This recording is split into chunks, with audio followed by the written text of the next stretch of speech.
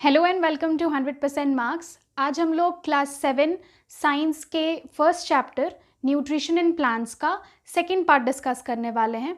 और जिन बच्चों ने इसका फर्स्ट पार्ट नहीं देखा है वो आई बटन पे क्लिक कर सकते हैं और उस वीडियो को देख सकते हैं। तो चलिए शुरू करते हैं।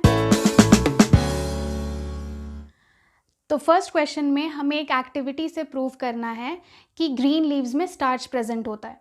तो ये क्वेश्चन ही हमें क्यों पूछा जा रहा है? वो इसीलिए क्योंकि फोटोसिंथेसिस के बाद ग्रीन लीव्स अपना फूड प्रोड्यूस करते हैं in the form of glucose.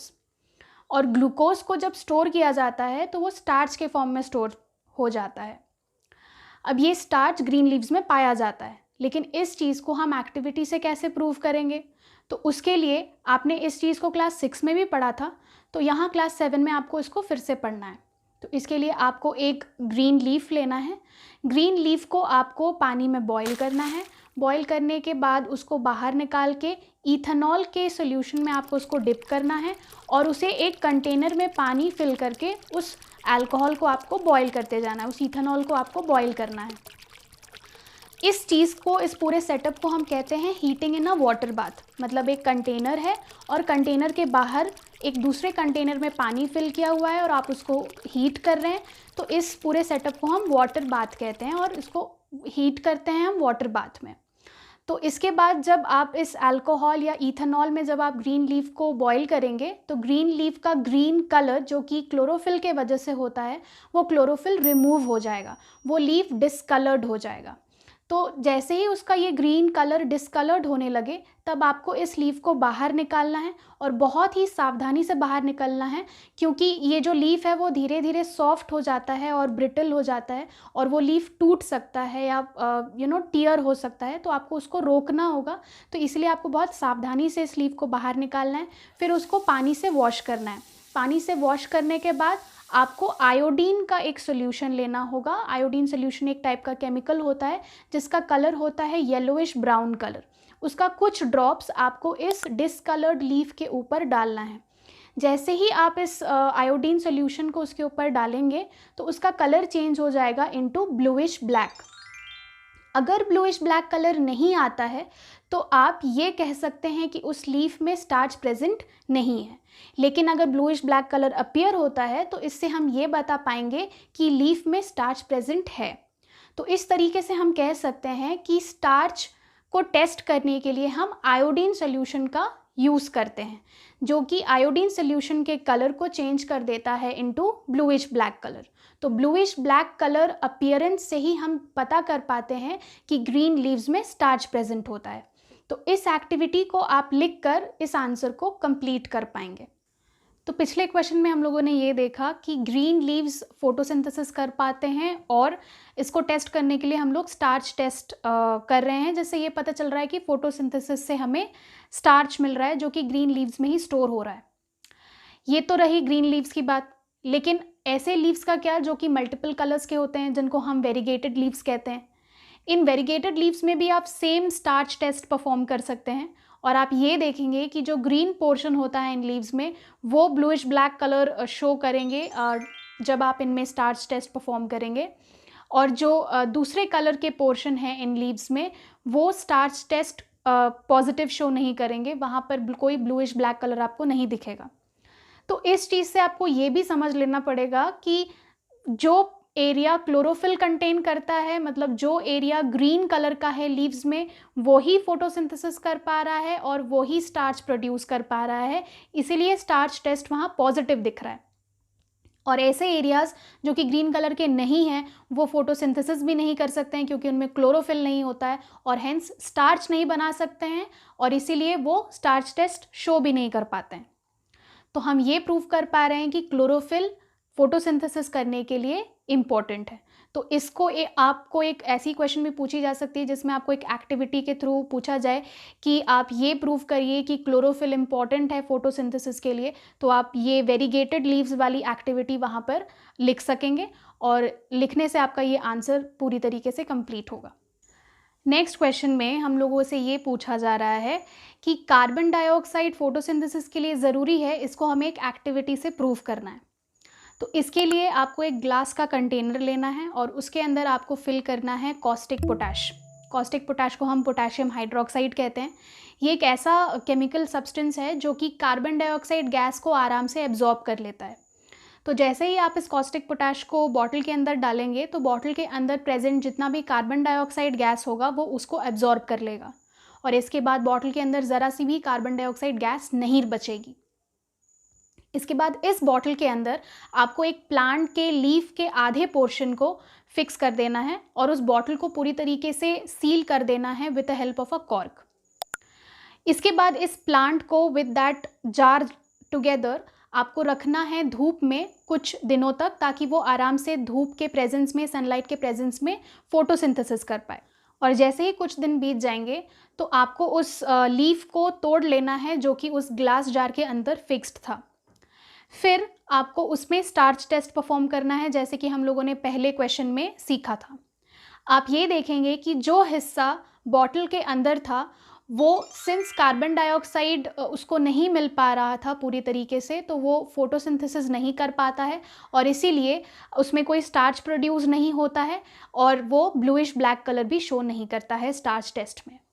लेकिन जो हिस्सा बॉटल के बाहर था उसको कार्बन डाइऑक्साइड भी अवेलेबल था, सनलाइट भी अवेलेबल था, वाटर भी अवेलेबल था, क्लोरोफिल तो उसमें था ही पहले से, तो इसलिए ये सारे रिक्वायरमेंट्स वो फुलफ़िल कर रहा था फोटोसिंथेसिस करने के लिए। इसलिए वो फोटोसिंथेसिस करता है और स्टार्च प्रोड्यूस करता है और इसलिए स्टार्च टेस्ट पॉजिटिव शो होता है, वहाँ पे ब्लूइश ब्लैक कलर दिखता है।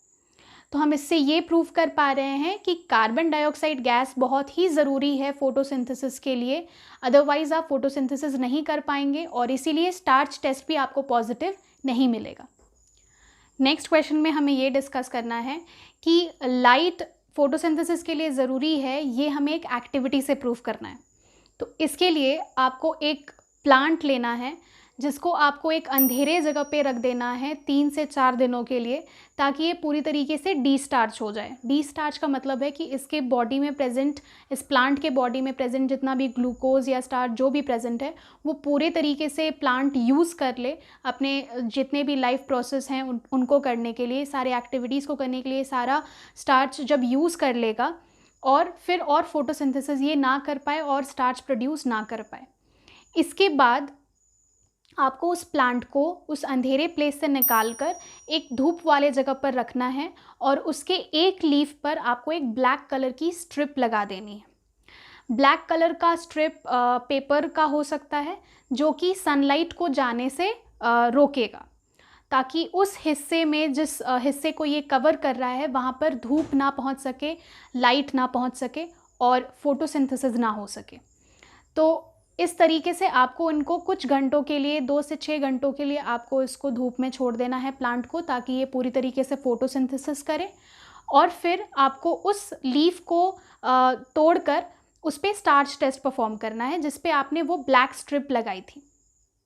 आप ये देखेंगे कि लीफ का वो हिस्सा जो कि ब्लैक कलर के स्ट्रिप से ढका हुआ था वो स्टार्च टेस्ट पॉजिटिव शो नहीं करेगा, उसमें कोई भी ब्लूइश ब्लैक कलर अपीयर नहीं होगी। और वो पोर्शन जो कि लाइट प्रॉपरली रिसीव कर रहा था, जिस पे धूप अच्छे से गिर रही थी, वो आराम से फोटोसिंथेसिस कर पा रहा है और उसमें स्टार्च भी प्रेजेंट है और इसलिए वो ब्लूइश ब्लैक कलर शो करेगा। तो इस एक्टिविटी से हम ये समझ रहे हैं कि लाइट इतना इम्पॉर्टेंट है फोटोसिंथेसिस के लिए कि उसके प्रेजेंस में ही फोटोसिंथेसिस हो पाता है और लीफ ग्लूकोज बनाता है जो कि स्टार्च में कन्वर्ट होता है और इसीलिए यहाँ पर स्टार्च टेस्ट पॉजिटिव दिखता है सिर्फ उन हिस्सों के लिए जहाँ पर लाइट पहुँच पा रहा है, और वो हिस्सा जो कि लाइट रिसीव नहीं करता है वो पोर्शन स्टार्च टेस्ट पॉजिटिव नहीं दिखाता है। तो इस एक्टिविटी से हम ये समझ रहे हैं that light is very important for photosynthesis. आपने ये भी देखा होगा कि आप किसी तालाब वाले इलाके में या फिर ऐसे कोई जगह पर जहाँ पर वाटर स्टैग्नेंट होता है या रुका हुआ होता है, वहाँ पर आपने देखा होगा कि ग्रीन कलर का स्लाइमी पैचेस रहता है, ग्रीन कलर के स्ट्रक्चर्स होते हैं जो पानी में तैरते रहते हैं। तो इनको हम एक्चुअली साइंस के लैंग्वेज में कहते हैं एल्गी, जो कि एक प्लूरल टर्म है। इसका एक सिंगुलर वर्जन है जिसको हम कहते हैं एल्गा। ये ऐसे टाइप के ग्रीन कलर के स्मॉल ऑर्गेनिजम्स होते हैं जो कि पानी के ऊपर ग्रो करते हैं। सिंस ये ग्रीन कलर के होते हैं तो इनमें डेफिनेटली क्लोरोफिल प्रेजेंट होता है। तो ये क्लोरोफिल का इस्तेमाल करके फोटोसिंथेसिस करते हैं और पानी के ऊपर सर्वाइव करते हैं। नेक्स्ट क्वेश्चन है कि फोटोसिंथेसिस करना क्यों ज़रूरी है, फोटोसिंथेसिस एक इम्पॉर्टेंट प्रोसेस क्यों माना जाता है। तो इसमें आप कई पॉइंट्स लिख सकते हैं। कुछ इंपॉर्टेंट पॉइंट्स कुछ इस तरीके से हैं। तो पहला पॉइंट कि फोटोसिंथेसिस ज़रूरी इसीलिए है क्योंकि फोटोसिंथेसिस से प्लांट्स बनाते हैं फूड, जिससे कि उस प्लांट बॉडी को मिलता है न्यूट्रिएंट, जिससे कि वो अपने ग्रोथ एंड डेवलपमेंट के लिए इस्तेमाल करते हैं। और साथ ही साथ अपने बॉडी में प्रेजेंट जो भी डैमेज्ड सेल्स हैं या वॉर्न आउट सेल्स हैं उनको रिपेयर करने के लिए, ठीक करने के लिए भी इन न्यूट्रिएंट्स का यूज़ होता है। दूसरा पॉइंट ये कि फोटोसिंथेसिस के दौरान गैस एक्सचेंज होता है। गैस एक्सचेंज मतलब कि कार्बन डाइऑक्साइड गैस बॉडी के अंदर आता है, प्लांट बॉडी में अंदर जाता है, और ऑक्सीजन गैस जो कि बाई प्रोडक्ट होता है फोटोसिंथेसिस में, वो प्लांट बॉडी से बाहर जाता है। तो इस गैस एक्सचेंज के वजह से एक बैलेंस मेंटेन रहता है एटमॉस्फेयर में। कार्बन डाइऑक्साइड गैस और ऑक्सीजन गैस बैलेंस्ड तरीके से एटमॉस्फेयर में रह पाते हैं। तो ये भी पॉसिबल इसीलिए है क्योंकि फोटोसिंथेसिस हो रहा है। और तीसरा पॉइंट ये कि सिंस ग्रीन प्लांट्स पर ज़्यादातर एनिमल्स एंड ऑर्गेनिजम्स डिपेंडेंट होते हैं अपने सर्वाइवल के लिए, इनडायरेक्टली या डायरेक्टली, इसीलिए भी फोटोसिंथेसिस इम्पॉर्टेंट है।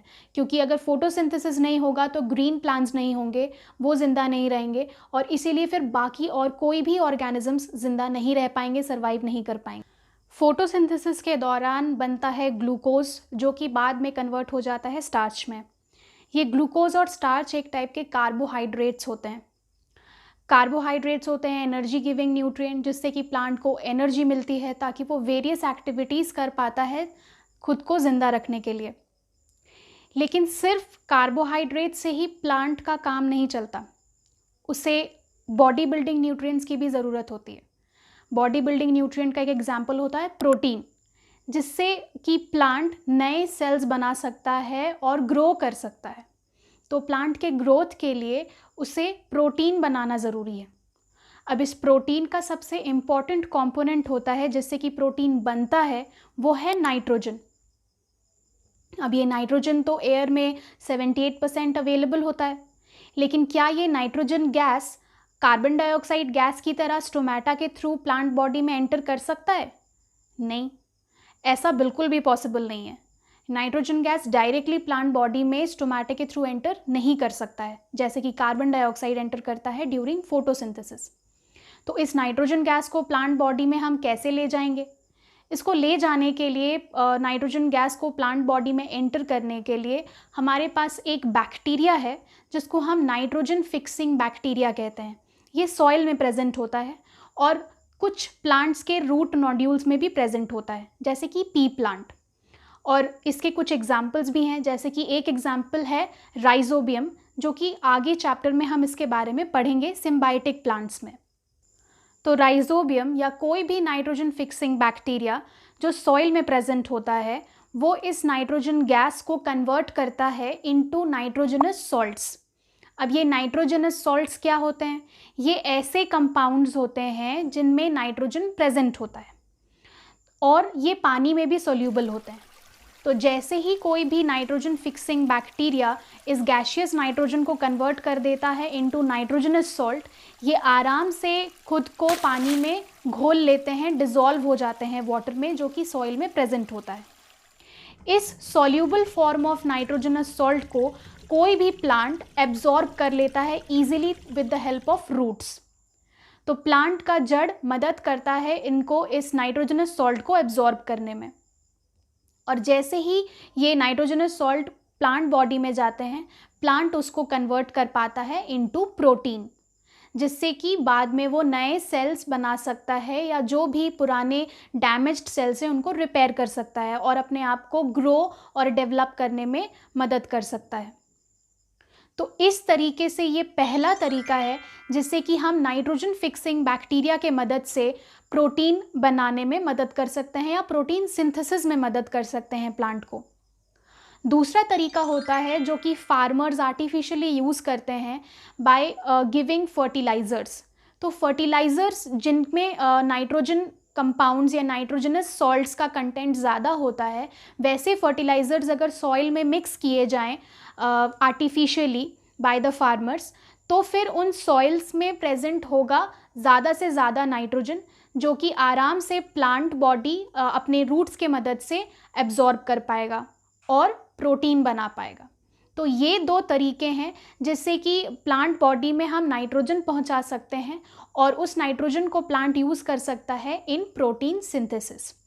तो पहला था by using the nitrogen fixing bacteria और दूसरा है बाय एडिंग फर्टिलाइजर्स। तो इस वीडियो में इतना ही। नेक्स्ट वीडियो इस चैप्टर का फाइनल पार्ट होगा जिसमें हम लोग पढ़ने वाले हैं heterotrophic nutrition and 4 different types of heterotrophic plants, and last topic उसमें होगा nutrient replenishment in the soil. तो वो वीडियो बहुत ही जल्दी हमारे चैनल पर अपडेट हो जाएंगी, तो स्टे ट्यून्ड विद अस और मिलते हैं नेक्स्ट वीडियो में। Till then keep learning, happy learning.